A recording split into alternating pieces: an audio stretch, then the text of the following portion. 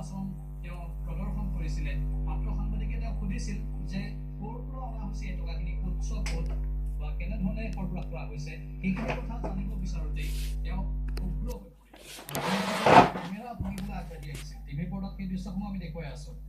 আৰক্ষীয়ে কৈছে পুংখানুপুংখৰ ৰূপত তদন্ত চলিব সেই টকাখিনিও আমি দেখুৱাই আছোঁ টিভিৰ সোঁফালে 1,55,00,000 টকা উদ্ধাৰ হৈছে 1,01,000 টকীয়া নোট আৰু 55,500 টকীয়া নোট জব্দ কৰা হৈছে এই বিষয়টো সন্দৰ্ভত বিভিন্ন ধৰণৰ তথ্য এতিয়া সন্মুখলৈ আহিব পাৰে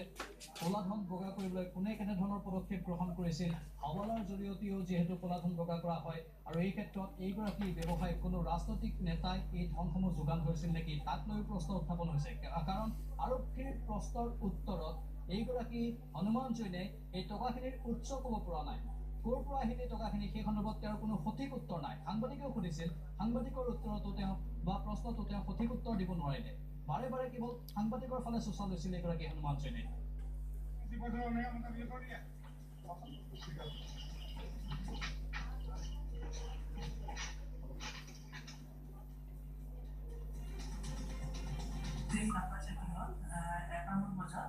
এখন আমি মাৰুতি স্মৃতি ছাৰ চেকিঙৰ সময়ত আমি 1,55,00,000 টকা চিজ কৰিলোঁ হনুমান জিৰ নামৰ এজন মানুহৰ পৰা যোৰহাটৰ পৰা আহিছিলে আৰু এই পইচাটো আমি অলৰেডি IT ডিপাৰ্টমেণ্টক জনাইছোঁ তেখেতসকলে আহি পেলাই পইচাটো আপোনাৰ আনডিছক্ল'জড হেৰিৰ পৰা দিছিলে ইনকামৰ চ'ৰ্চৰ পৰা ত' এইটো ব্লেক মানি ধৰা হ'ব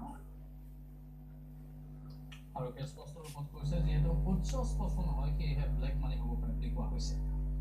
আন এক ব্ৰেকিং নিউজ কাৰণ